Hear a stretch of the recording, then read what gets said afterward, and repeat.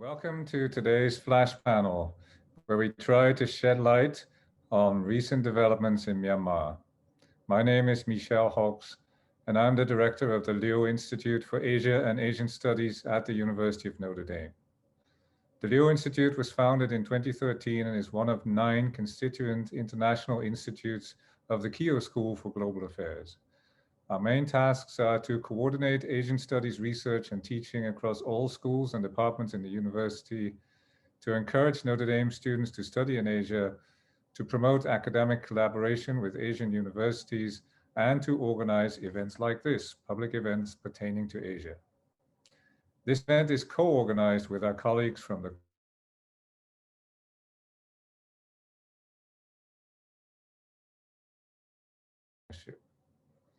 Our speakers today, in order of their appearance, are Professor Tharaphi. She's Associate Professor in the Department of World Languages and Cultures at Northern Illinois University.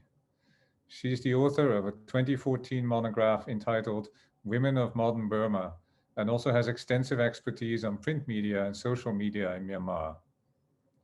Professor Ingrid Jordt is Associate Professor of Anthropology at the University of Wisconsin-Milwaukee, and she has published widely on political processes in Myanmar, focusing especially on the role of religion. She is currently completing a new book entitled Karmic Kinship: Pretenders to the Throne in Post-Independence Burma.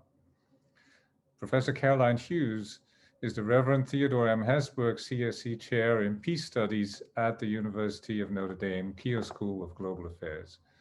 She is an expert on the political economy of aid and development in post-conflict and authoritarian contexts, with regional expertise in Southeast Asia.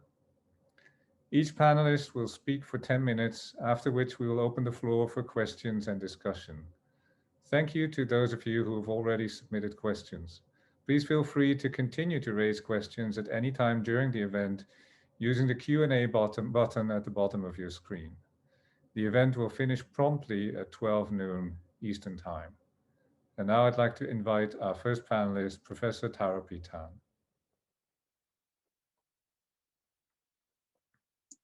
Thank you for inviting me. So I've been up since 3 a.m. So if I don't sound coherent, you know why it is. So, and also this is like, you know, a jet lag, a reversal of jet lag. So Myanmar, all of us are, you know, in the same place, but a different era has arrived really suddenly. So I would like to draw the analogies. We are now living in a very different times. I'm not sure if you can see my screen. Can you? So the first is, why did, this is the first obvious questions. Why did the army stage the coup? Why now? So I will briefly say no one really knows, but there are, you know, some theories and speculations. So the NLD government, Aung San Suu Kyi defended, she said, for the country in ICJ in the Netherlands in 2019. So for the first time, the general will prosecuted in international stage. You know? So this is one real credible reasons why, you know, they feel that, you know, they're losing their grip on power. The second reason actually speculating, but yesterday confirmed by one of the NLD elected member. So the army made 2 demands from Aung San Suu Kyi and the government. That is, the general's term is coming up in June 2021. So, and this is the second extension. So his term already was up, but he is now on extension. He wants another extension. And the second demand is that he would like the presidential positions. And the NLD said no. So, and then, so, you know, that's why, you know, they staged the coup, but the on media, to international communities, and also to our own people. They said that this is because of the election frauds, that they are going to recheck and making sure that, so the free and fair, or credible and fair elections could be held within a year. So this is the official reason that they give. So things are really moving fast. This is only a week of the 8 days after the coup. Very brief timeline. So the February 1st is the coup. The Ministry of Health resigned. I edited, and then I will explain why. And then the civil disobedience movement was launched the next day. Civil society organizations staged small, but the very first nationwide protest in Mandalay on the 4th, and followed 2 days later by garment worker strike, students, and the political party protests. More protests, and February 8th is the first nationwide general strikes participated by over 100 cities and towns. And the crackdown began yesterday, their time, the February 9th. So this is the biggest protest in 30 years. And I will say that 4 things explained all the reflect what is going on, and then why it is going on just a few days after the coup. Why are we seeing this massive nationwide, really, well, I would say encouraging, inspiring protest from the young people. So the first one is the timing. Burma was one of the hardest hit countries in Southeast Asia and Asia. We have now over 100,000 COVID cases. Doctors are the heroes of the COVID. So you will see, that this picture is the very first doctor who contracted COVID really early. I think it was either March or April. Everybody knew. She was actually offered to run in 2020 elections on NLD ticket. So you can see how popular they become. And then these are the doctors and the health officials. This is the minister. So, and then the country is one of the very first in Southeast Asia, even in Asia, actually in the whole world, to start vaccinating people on the 27th of January. And so the vaccines arrived. People are really ready to get vaccinated. A lot of health workers, were vaccinated already. And then the coup. So there's a connection. So doctors started the civil disobedience movement. They were so angry. A lot of them died during the COVID. And on the same day of the coup, their minister, he didn't say resigned, but sent out a statement on his Facebook. He is the only minister who did that. That, I am leaving Naypyidaw. This is kind of code work. I am resigning. So doctors immediately reflected the urgency. The next day they started. We will not go to work. First, they started with the Red Ribbon campaign, but they said it is not strong enough. We will boycott. So they started. No? So, and then this is the civilians, and these phases. So these are the people who came out to streets. So I say that these democratic forces are working outside the framework of the constitutions, outside the framework of the parliamentary politics. So because they thought the 2008 constitution was deeply flawed, so they didn't participate. So the student leaders, they were actually in 2015 cracked down by the EU trained police. These are the garment workers. So these 3 groups joined together on the 6th and started the big protest in Yangon. And Gen Z. So this group makes the protest fun. This group gives a message that protest is for anyone. They can participate in any kind of form. So we've never seen this kind of messages before, right? So this is very technical survey generations. So they immediately send out memes, so to the whole country, and they project in images onto the facades of the buildings that no one or the authorities do not have any clue how to crack it down. So they have new tactics, and then they relate it to the international protest movement. This is, be like water, be flexible, don't get into loggerheads with the police, be like Hong Kong protester. And then they send out memes like that, so, and then, so they have their weapons and we have each other, let's united, let's be united. So this is kind of the messages that they're trying to send to their own generation to draw them in. So this also, so what to do and what not to do during the protest, so they are leading the movement. And this is also the LGBTQ community taking part. So what are all these saying us? So saying us that the landscape of protest, people's movement is changing. So the different forms so that people from any background, from any generation can participate. So civil disobedience movement, the first one. The second group, they call keyboard warriors. The third is the strikers, people on the streets, non-violent protesters. And the fourth group is people who stay home but can stay, voice their dissent. Pots and pans drama. Sorry, it should be pots and pans. So what is the main difference between 1988 and 2021 movement? So in 1988, one of the slogan is, for democracy.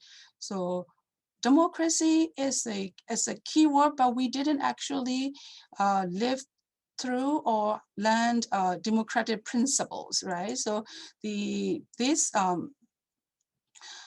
I have 2 minutes. I'll be really quick. These okay. So these this is very different. So this generation, and a lot of us has already lived through and embraced all these democratic principles and values, with each other and for ourselves. So the movements are not beyond the very same word democracy. It is about values now. This is about inclusion of minorities who have been long persecuted. So the message is different. So that what are we demanding? So it is, the first one is to release all those detained, to resist the dictatorship. So it is going far beyond democracy. So the democratic infrastructures we got under 2008 constitutions are flawed. So everybody is demanding to abolish 2008 constitution and towards a federal democracy. So I didn't have time for the Western understandings of Myanmar. So I will, in 1 minute, I will be really quick. So the Western understanding has been always around Aung San Suu Kyi and military, and tend to overlook those democratic forces that emerge outside of that, NLD, Aung San Suu Kyi versus military or the constitutional framework. So, and then these forces are now leading the movement, and also the Rohingyas. So the Aung San Suu Kyi and NLD reputations have been tarnished because of the Rohingya crisis. But people, like the poster that you see behind me, are now saying we're sorry, and now let's, the Rohingyas are showing solidarity, and people start saying, oh, let's rebuild better, not go back to the 2008, and then also the sanctions. So sanctions we can discuss later, but there's a new type, like disconnections. The EU and the US banks, disconnecting their services with the newly emerged banks. So trying to find different tactics, and also the pandemic effect, I call it. Says no one is safe unless everyone is safe, right? So it's the people are saying, look, the new coup will destroy all the environments. The new coup will destroy all the democratic values we share with the global citizens. So these are the messages coming out. Sorry, I ran out of time, so I will stop here, and then during Q&A, hopefully we will be able to answer. Thank you so much, Professor Tan, and for giving us so much information, including also the ability to visualize what is going on. We really appreciate it, especially given the fact that, as you explained, you are reversely jet lagged as these things are going on. So thank you very much indeed, and look forward to continuing on some of these themes in the Q&A. But now let's turn to our second speaker, Professor Ingrid Jord. Thank you, Michel. Let me begin by giving you an overview of my remarks. My argument is that this coup can be interpreted as a competition for power and legitimacy to rule taking place on several levels. So the three things I'm going to be discussing is about raw power, a personal rivalry between two old guard oligarchs. Second, the instability of the current arrangement, not exactly a democracy, but a diarchy. And third, a war of historical metaphors. First, the war over how to view the army, the Tatamada as the father, Aung San Suu Kyi as the mother, and the Constitution as mother. And the other, and this is of most interest to me, is about karmic kingship versus Western Enlightenment ideas about sovereignty, power, and political legitimacy, in which both players, Aung San Suu Kyi and the military, have been playing on both sides of the net. Karmic kingship on the one side, Western Enlightenment ideas on the other. So the army has announced a one-year state of emergency, imposing martial law and banning gatherings of more than 5 people. Min Aung Hlaing's position is that his government will form a true and disciplined democracy and promise to hold new elections in a year. While it may appear that this is simply the latest pro-democracy, this wonderful civil disobedience movement that we're seeing that Tharaphi was talking about, is that while it would be easy to look at this as simply the latest pro-democracy popular uprising in Myanmar, or Burma as it was called before 1989, previous anti-regime protests, the 8888, where thousands of protesters were gunned down and imprisoned, and the Saffron Revolution in 2007 that was led by monks and which was also violently suppressed, were primarily anti-regime and not democracy movements. It had a democracy element, but they were primarily seen as anti-dictator, anti-regime.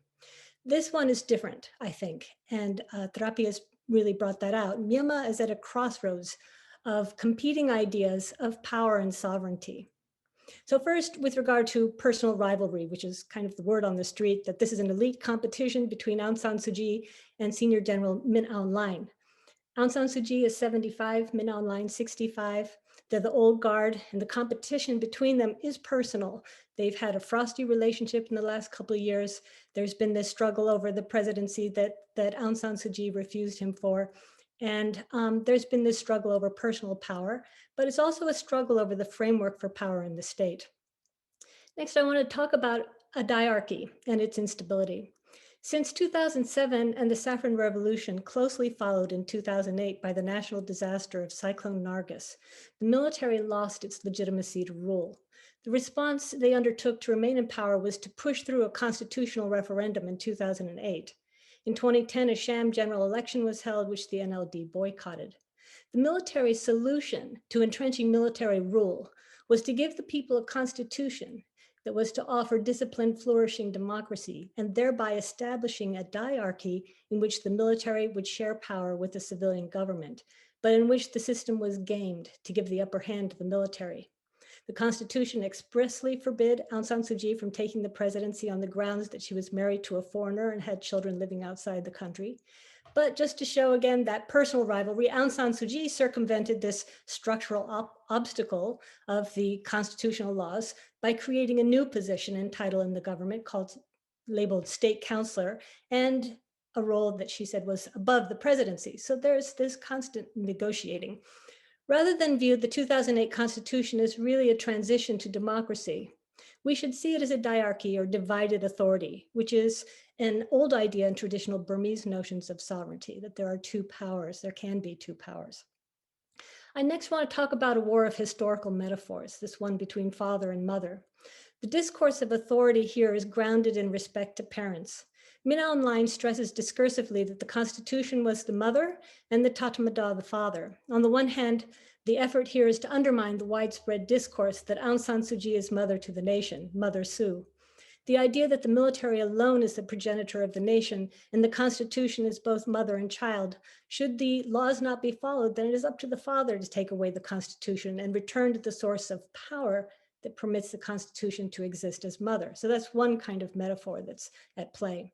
Another, and this one more important to me, is about karmic kingship versus Western Enlightenment sources of legitimacy to rule. The military on the Western Enlightenment ideas of sovereignty side of the net, if you're thinking about it as a game where they are both playing, the military is saying that they are more democratic than Aung San Suu Kyi. Min Aung Hlaing says that he's actually undertaking this coup because this was a stolen election. And Aung San Suu Kyi on the Enlightenment side has always set out her intent and her plan to establish the rule of law and procedures as a way toward getting the country to democracy. Min Aung Hlaing, perhaps borrowing from Trump's election fraud lies, used a stolen election pretext for launching a coup.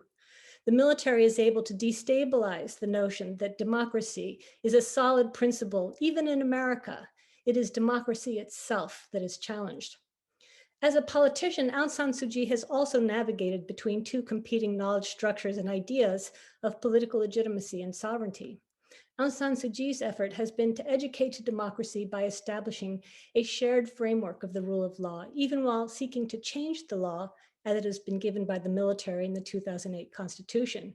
And while she's been the leader of democracy in Burma, she's been a flawed exemplar, having tarnished her reputation in the West by tacitly approving ethnic cleansing and genocide of the Rohingya minority in Rakhine State. She has exchanged her role as a witness to the principles and ideals of human rights and democracy for a pragmatic political approach that focuses on establishing rule of law and procedures for maintaining rule of law over arbitrary law, the law of sovereigns. So the military on the karmic kingship side, we see, interestingly, that Min Aung Hlaing, prior to the coup and his push to become sovereign, visited the State Sangha Mahanayaka Council, which is the state's administrative body of the monkhood, to make offerings and to ask their advice, and essentially before staging the coup. He also previously in December made offerings to Keough Pagoda in December, where he was accompanied by the commanders-in-chief of the Air Force and the Navy, the senior military officers from the office of the commander-in-chief of the Army, which he's the commander-in-chief of, as well as the commander of Northern Command. So Min Aung Hlaing at that time donated 54 million kyats for maintenance of the pagoda, which has enshrined 3 sacred relics of the Buddha. This maintenance task has been carried out since 1200s in successive eras by successive kings. And Min Aung Hlaing is attaching himself here to the lineage of kings and connecting himself essentially to this metaphor of karmic kingship. Meanwhile, Aung San Suu Kyi's efforts to overcome entrenched military rule and the aspiration to eventually send the military back to the bunker and allow civilian rule to govern has also meant that she's participated in this logic and practice of karmic kingship. She too pays obeisance to the Sangha and performs the role of purifying the religion. Most recently, Religion Affairs Ministry put the notorious anti-Muslim nationalist monk in prison. And there has been this kind of division in the Sangha between pro-NLD and nationalist pro-military monks. Too much to discuss right here. The uncritical assumptions that Myanmar was undergoing democratic transition has always been accomplished by a misrecognition of the conditions on the ground, including taking Aung San Suu Kyi to be a universal beacon of light for democracy.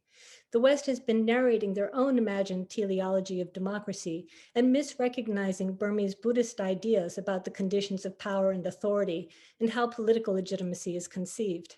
It is more accurate to view Burma's political transition since independence as fostered by ideas that emerged more organically and rather than from Burma's own soil than merely adopted from the West as a species of naturally occurring political DNA in the Burmese populace more generally. Min Aung Hlaing is acting like a king, a sovereign with the power to enact arbitrary law. In fact, this has been the underlying assumption of the military all along. She has, Aung San Suu Kyi has used her charisma as a sole person capable of leading the people against military dictatorship by fortifying her own power and authority in terms that look very much like the traditional elite competition between contenders for the sovereign throne or seat of power. Traditional Burmese Buddhist ideas, let me just conclude, jump ahead a little bit. This is this idea of about setting up the rules of the games. The coup is trumping the game that Aung San Suu Kyi had tipped to her favor with this latest landslide election. It's an elite competition about what kind of political system Burma is to have. And in the end, what we are watching is not just a contest between authoritarianism and democracy. It's a contest between two ideas of sovereignty, one based on the sovereign will of the people and the other based on the idea of karmic kingship or monarchy. The desire for freedom is not the same as the desire for democracy, although it has been framed that way since the 1988 popular uprising.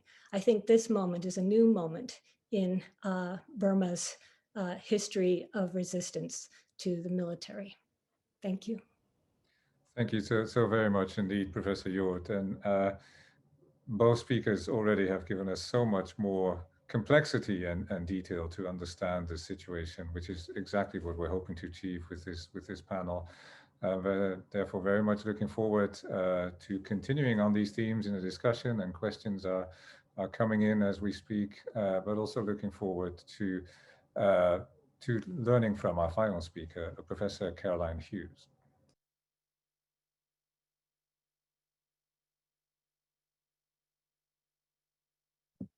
Sorry, thank you, Michelle. Sorry, no, having difficulty with my mute button there. Okay, so my brief for this is to put this in a little bit in a more regional context. So Myanmar is in the Southeast Asian region. Its neighbors are countries such as Thailand, Laos, Vietnam, Cambodia, Malaysia. And as a political economist, I'm going to talk about some of the dynamics of democracy and authoritarianism across that region. And I'm going to be talking in particular about three areas that I think explain some of the patterns of political change and political crisis that we've seen in that region.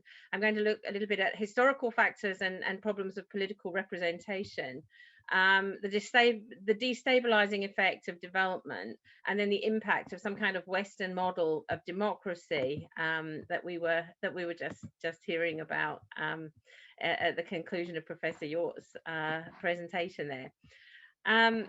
So at the end of the Cold War, this region was seen as, you know, as Professor Jordt was saying, as a region that was destined for democracy. There were high hopes for a democratic wave across Southeast Asia.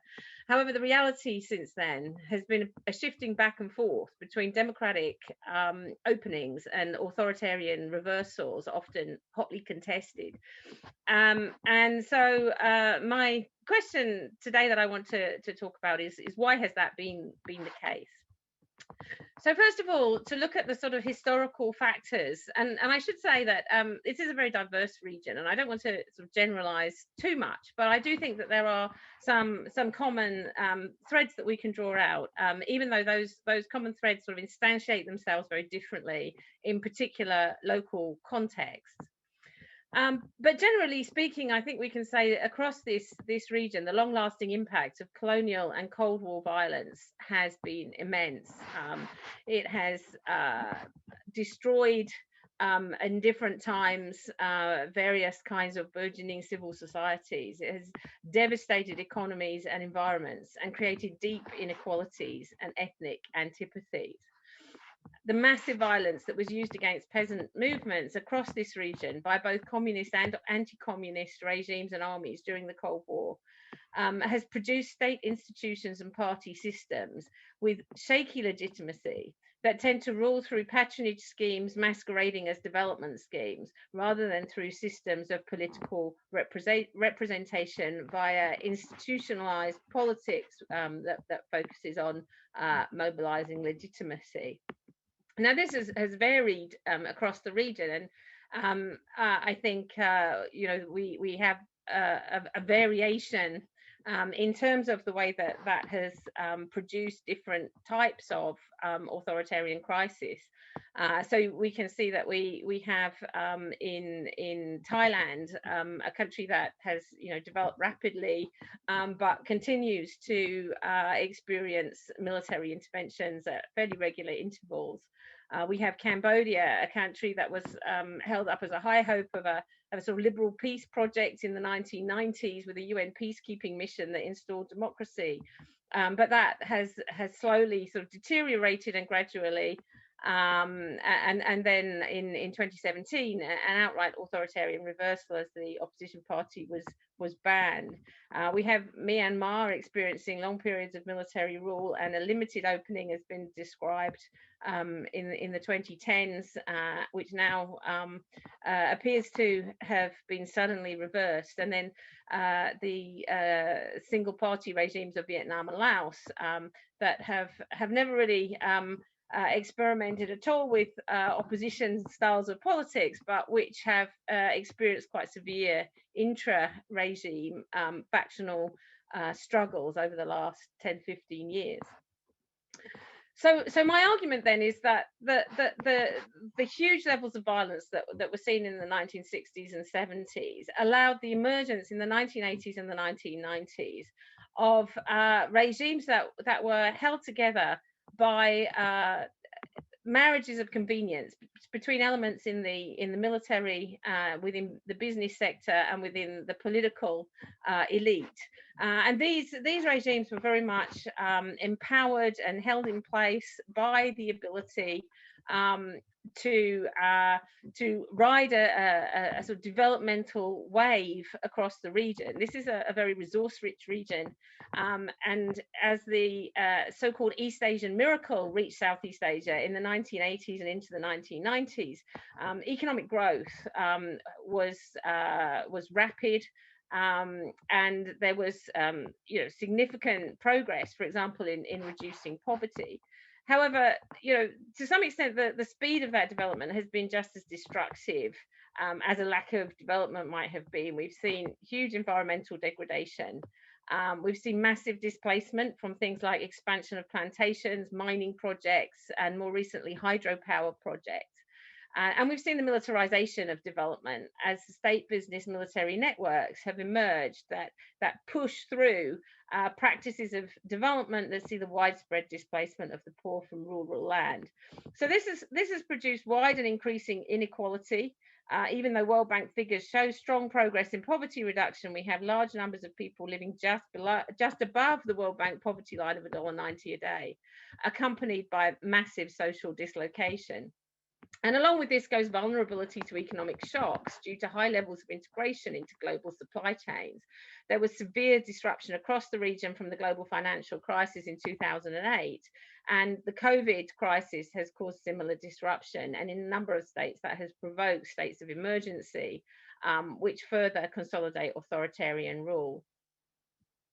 So the history of long-term violence and disruption to sort of organic forms of civil society, and then the dislocating effects of development combine here to produce a crisis of legitimacy that I think explains the pattern of political crisis we've seen across the region. I think a third point that's sort of interesting to reflect upon is whether or not a sort of a more generalized global crisis of the Western model of democracy has had an impact here. And I absolutely agree with the previous speakers that I think that there is something very specific to the context going on, and I think that the conceptions of authority that are being both promoted and contested by different groups in this emerge from local contextual structures of meaning. However, at the same time, I think it's interesting that there's a kind of a trans-regional movement going on, the so-called milk tea movement, and I think Professor Tan referred to this, which links protests in Hong Kong, protests in Thailand, and perhaps now also protests in Myanmar. It's a movement that's very much embedded in in sort of ideas of popular culture, the sort of the Hunger Games, you know, symbol of the sort of three-fingered salute, and the you know, in Hong Kong we've seen the protesters singing the Les Miserables, sort of people's democracy song. And so it's an interesting movement that draws on a whole range of global and regionally salient kind of rhetorical tropes to promote this idea of very kind of youth-based rebellion against oppressive rule. But I do think also that for the governments in these areas, seeing the declining commitment on the part of countries such as the US and the EU to democracy means that to some extent those democratic movements in Southeast Asia sort of lack Western support, less Western allies, and I think, you know, that has been the story of Southeast Asia as this development success, this rapidly growing region that is successfully industrialized, takes the pressure off some of these authoritarian regimes to reform. And I also think it's important that there's a lot of evidence of collusion between authoritarian regimes in the region to track down protesters from different countries, and that means that intra-regional solidarity has difficulty in gaining purchase. So just to conclude then, I think there are very locally specific reasons why there have been these waves of authoritarian crisis in the region. They work out differently in different countries, and that explains why, for example, in Cambodia, we've seen very little protest against the authoritarian reversal, whereas in Thailand and now in Myanmar, we see mass protests on the streets. So there are important intra-regional variation. But I think that there is a sort of common political economy across here, which is to do with the expropriation of land and resources from ordinary people that has caused severe social dislocation and a crisis of legitimacy across the region. Thank you. Thank you very much indeed. So we are moving to our Q&A discussion now. So I'd like to invite all three speakers to unmute themselves. Quite a few questions have come in, some of them prior to the event, some of them while you were speaking. I will select a few of them, and I'll try to merge them together as well around sort of broader themes. Some of the questions are very specific. We may not necessarily get to all of them, but we will make sure that any questions you asked that were directed to a specific speaker will be forwarded to that speaker. But Professor Tan, if I could start with you, there are a number of questions that are related to the role of the US in all this. You know, the demonstrators in Hong Kong were famously carrying US flags and images of Trump. Is there any way in which the US is still playing an inspiring role in the events in Myanmar? Is there anything the US could do? Is this perhaps happening in part because the US is currently in a mess and the generals see that this is their opportunity? I mean, how do you see these different aspects of the US role in what's happening? In terms of economic investment and foreign direct investment, US is behind China, right? So and also other Asian businesses, entities. But in terms of the cultural, political hegemonies, US is always look up to, right? So the even symbolic gestures of sending out statements are very powerful. So for example, the UN Special Rapporteur, Tom Andrews, and also the US Senator Portman, they sent out statements, and then people, hundreds of thousands were sharing them. So Tom Andrews particularly tweeted in Burmese language. So this is, so what is very different this time is the protests and the crackdowns could be what live outside the country. So the message that the world is watching you itself is very powerful. So just minutes after the police shot the 19-year-old woman in Naypyidaw today, people immediately identify who they are listed all the businesses and also sent all the media personnel the videos, the record. So now the country is showing this is what is going on. So we, the US, or anywhere else in the world cannot be just mere spectators, right? So actually we can act. So this is what the inside, the locals are saying. This is what you can do, right? And so this is happening right at the same time, the movement, the crackdown, and the international community. So this is for individual countries and also the international communities as a whole to decide immediately, because they can actually save lives now. So the wars are not empty anymore, right? Because the policeman took down his Facebook, for example. So they know, and then the ICJ message was very strong. So, and then the previous dictatorships and the previous crimes, the perpetrators have impunity. So what we would like, so I'm a Burmese citizen, so the message and others that if the perpetrators, the police, the army, whoever is cracking down on these peaceful protesters, if they know that there will be consequences, I think the international communities can save lives. And also this time, we can actually listen to the locals because they are so shrewd. So if I could share the PowerPoint quickly again. So they are giving out messages that they stay Burmese and that they will be translated into English. So this is what international community can do. This is what locals can do. So we can listen to them. And they are also saying, oh, these are the SWIFT codes of the government-owned, the military-owned banks. So they are doing the work. So before it took time to even compile these. Now, but they have immediate action plan.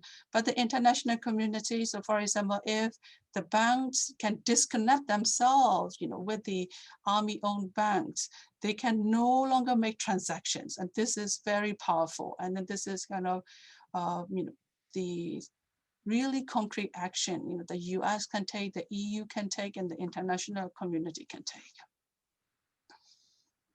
Thank you very much. And thank you for illustrating that with another example. There are a number of questions, and I think I'm going to direct this at Professor Jord. There are a number of questions coming in that refer to the role of Aung San Suu Kyi, especially as she has been criticized for supporting or at least defending the military at times and defending the excesses against the Rohingyas. So in light of the framework you sketched, Professor Jord, of the religious and political factors, how specifically do you see Aung San Suu Kyi's role now, and how is it different from where she was only a few years ago? Yes, thank you. It is entirely possible that her reputation may be revived to some degree. The foreign affairs minister from the Philippines gave a very heated and supportive and critical of the West comment on the way in which he accused the West of having ruined her reputation, and that there just wasn't sensitivity to understanding what she was confronting. I think that that people recognize that they would rather have Aung San Suu Kyi and the NLD and democracy in place rather than the military. And we even see that Rohingya themselves in both Cox's Bazar and in the country are supporting Aung San Suu Kyi. So some of our assumptions about black and white and reputation and what it is that is happening on the ground, again, it's very murky because there is a very illiberal tendency. Imagine you've been under 50 years of military rule and under the propaganda of multiple military rulers, dictators, and who have been fanning the flames of fear of the paranoia and fear of Muslims and using the Muslim as a scapegoat at times. Imagine after 50 years of being in that cocoon, you come into the world in democracy 2010 and suddenly you're being held accountable by the rest of the world for not having these liberal points of views about the other, about where the Rohingyas stand in the state, and also that the international community is actually not aware of the complex history that I think Dr. Hughes was talking about in terms of the role of colonialism, to have brought in a lot of workers from India, from the colonies in India, to work for the British, and that there were various periods of expulsion of these populations that felt like they didn't really belong to the country. So the history is complex. It has many different moments. There are multiple histories by multiple communities. And trying to just boil that down to a simple formula of human rights has been very difficult for Burmese to just take at face value, even as we see that there's transition happening and people are becoming more sympathetic, trying to understand how to expand their ideas of human rights and democracy. And this is a process. This isn't a kind of realization that's there. That's something that has to be learned. And so people have been more supportive domestically of Aung San Suu Kyi. They see her as supporting the Burmese Buddhists, recognize the true fear that people have of that Buddhism could be threatened. These are things that are actually part of the complexity of the features on the ground. Thank you very much indeed. Caroline, there are a number of questions coming in, sort of following up on your comments about developments in the region as a whole, and several people are wondering whether you could say maybe a bit more about specifically the regional response to what is happening now in Myanmar. Has ASEAN responded in any way? Are there any other sort of regional initiatives that you're aware of that are taking place at the moment? Yeah, well, I think again, the region is actually quite divided on this question. The more sort of distant countries in the region, sort of like Indonesia, for example, also Malaysia to some extent, I think, have been very critical of the military takeover, and the Philippines as well. The closer neighbors, the countries that I was talking about earlier, Vietnam, Cambodia, Thailand and Laos, really don't have anything to shout about in terms of their own political regime. So as one might expect, they have very much treated this as an internal, or they have called for ASEAN to treat this as an internal affair. And this is going to make it quite difficult, I think, for there to be a sort of Southeast Asian united response, because the region itself is sort of deeply divided between countries that are both more democratic in terms of their own political structures, and also, the Malaysia and Indonesia are both majority Muslim countries, and have been, quite critical of Myanmar over the Rohingya crisis, whereas the other countries in mainland Southeast Asia have been much more sympathetic, and I think, have Thailand, for example, which is a major contributor, a major investor in Myanmar, and has significant economic developments, particularly around natural resources, particularly around energy, and those sorts of things in Myanmar. Thailand has its own, ongoing demonstrations to cope with. It has its own military regime, and I think it's unlikely that a country like Thailand is going to put any pressure on Myanmar. I think, the other huge investor in Myanmar is China, and I think, for China, there are obviously concerns about the security of its own investments. China has a significant, as I'm sure everybody's aware, a significant program of infrastructural developments across the whole region that it's very concerned to protect.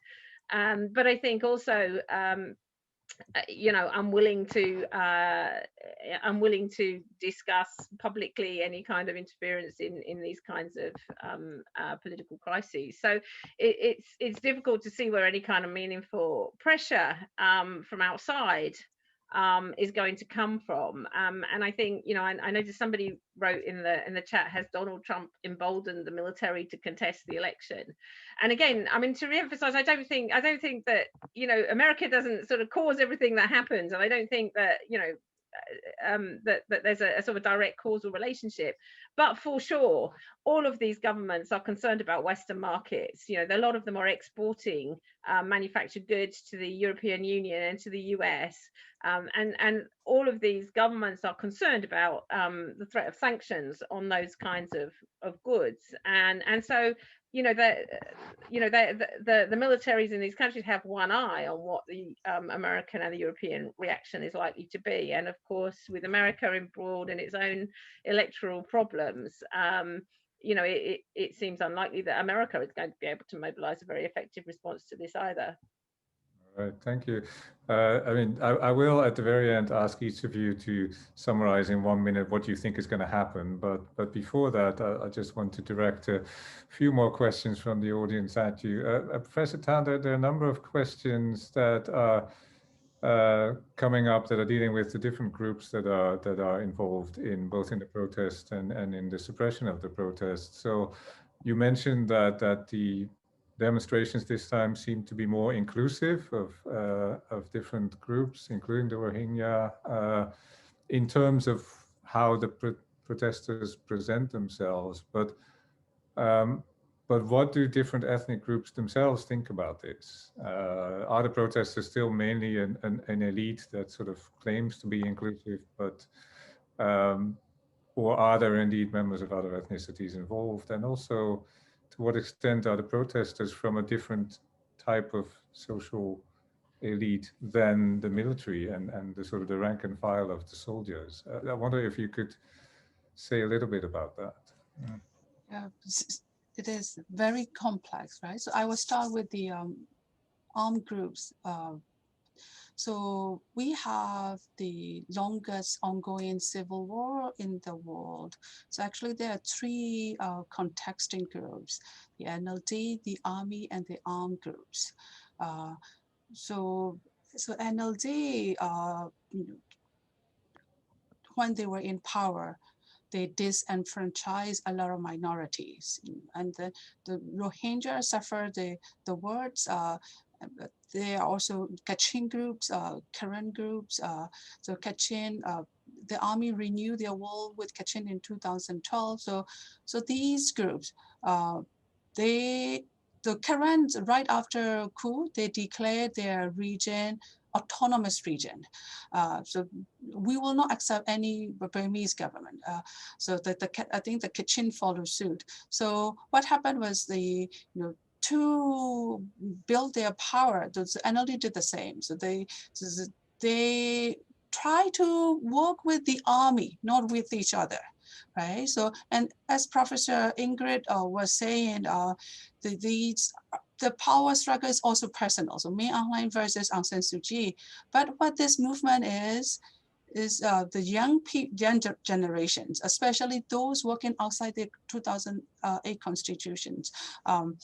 So they are saying this is not just about you two, right? So that's why they say there's also even a struggle between the slogans. Don't just say the release Aung San Suu Kyi. We want to go all the way, abolish constitutions that cannot guarantee federals and the minority rights.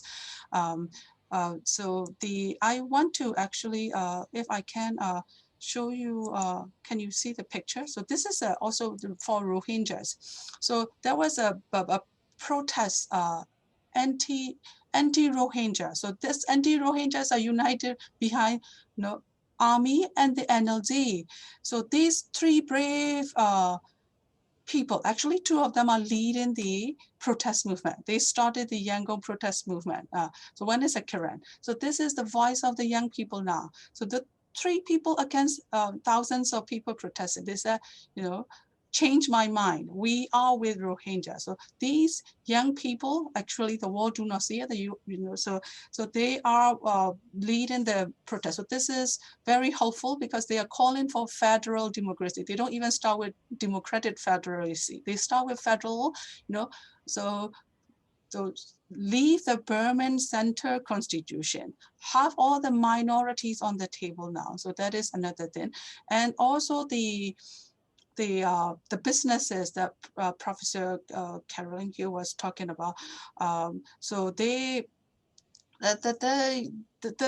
businesses, I highlighted the other day that, you know, we have the businesses that are have close ties with the army, but there are businesses that have actually good reputation, like Telenor from Norway, you know. But when they were cracking down, the Telenor had to bow to the government and shut down internet and communications for 24 hours. So that is because, you know, the economic frameworks or the businesses laws are under these, you know, quasi-democratic infrastructures. So unless we address both, you know, we cannot you know, bring in changes. So, and this also goes back to the original question of the US, EU, and the international community. So we had very little time to talk to each other to solve our problems. So the international community sort of rushed in around 2009, 2010, 2011 with, you know, successive visits, you know, from President Obama to senators, you know, Campbell, Jim Webb. They were asking Burmese people to accept this, not, you know, explicitly, but to work under this framework, which minorities see is deeply flawed. So now I think this is a good time, you know, to sit back and say, what do locals, all the minority groups, you know, Rohingyas, Kachin, Karens want? Not just, you know, the NLD and the Burman dominated groups or the government want. Thank you so much. And I realized that time is indeed short. We have 3 minutes left, so I'm going to give each of you 1 minute, starting with Professor Jord, and then Professor Hughes, and then coming back to you, Professor Tan. So in 1 minute, what is going to happen next and why? Professor Jord, you are muted. Thank you. I think that the thing that has changed from the 1988 uprising, and I was there for the 88 uprising, you know, more than 30 years ago, and the same for 2007, is that there was no social media that was that was available to people in the way that it is today. Then in 88, the discourse was very much around things having to do with kingship. Even the student protesters, now Minko 9, his name is Conqueror of Kings, and he still uses this name. He's a democracy activist. There were things that were changing. We've been watching since 88, the changes. But now we're seeing a real change. The real problem I think that Min Aung Hlaing has is that he doesn't have an exit strategy. He is not going to be able probably to maintain legitimacy in Buddhist terms, just like Dan Shui wasn't. And once he's lost that legitimacy, he has to find some kind of exit. Dan Shui found it behind the throne. He's just sort of disappeared into retirement. But where's Min Aung Hlaing going to go? You know, he's got the ICJ court to go to. So that means that he's probably going to fight very hard with possibly using violence. And right now we have young people who are very enthusiastic. It's really wonderful. A first young person was killed. I have a feeling that we may see the military doing a vicious crackdown. And if we do see that kind of violence, then what we're going to see is a longer process. This is all, I think, in the long term, good for Burma's process of eventually coming to a more democratic and free country. I don't think it's something that we can tell whether it'll be in the next few days that we see violence, or, so I know that's 1 minute. I'll let you go to the next person. Thank you very much indeed. Professor Hughes, what's going to happen? I think what we get, I don't know what's going to happen next, but I think over the next couple of years, I mean, I would see, I think that this is going to be a sort of indeterminate outcome, in the same way that the Hong Kong protests and the Thai protests have seen an indeterminate outcome. I think I don't think the protests are going to fade away, because I think the whole region is so unstable because of things like environmental degradation, increasing numbers of young people, technological change. I think it's a region that's convulsed by change, and I think we'll continue to see different types of contestation emerging over those changes, and periodic crackdowns, and I think that that's going to continue for a while. Thank you. And finally, Professor Tan. Yeah, I think what will happen next depends on what we are doing now, right? Both inside and outside. The inside people are just doing what they can to resist this and then restore real democracy for everybody. So I started with COVID scenario, so I will end with COVID scenario. So you don't wait a patient to be on the ventilator, right? You do the early interventions. And what is going on is that all the resources are there, and then the international community can really show support and make concrete actions by listening to what local people are asking. So for example, disconnecting and taking down the platforms and not to bow to the government. And so I give an analogy as well. So a serious crime is going to be committed, and then these companies are switching off the lights, right? Please not do that. So and also follow the lead from inside and take really concrete, impactful actions quickly, so that we will not be on the ventilator. Thank you so much. So to our audience, both here on the Zoom and also on the Facebook live stream, thank you so much for being here. I am aware of the fact that you've submitted many more questions, some of them very specific. We will make sure that those questions are shared with our panelists so that they can reach out to you or via us with responses, should they wish to do so. So for now, we have reached the time that we allotted to ourselves, so we're going to end the proceedings. Thank you again very much, Professor Tharaphi Tan, Professor Ingrid Jord, Professor Caroline Hughes. We hereby conclude this flash panel. Thank you and goodbye.